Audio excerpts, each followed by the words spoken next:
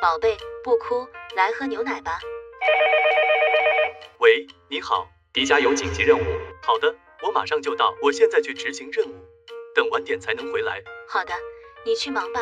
妈妈，弟弟好像睡着了，我帮你把奶瓶拿去放桌子上，这样你就可以把弟弟放回床上了。谢谢你，小迪迦。不用谢。妈妈，你太辛苦了，休息一下吧，我来收拾玩具。好的，谢谢你，小迪迦。妈妈这么睡会着凉的，我得给她带个被子。这下妈妈就能安心的睡觉了，我就可以去写作业了。我回来了。爸爸。哎呀，你都已经回来了，看来这一觉我真是睡了好久。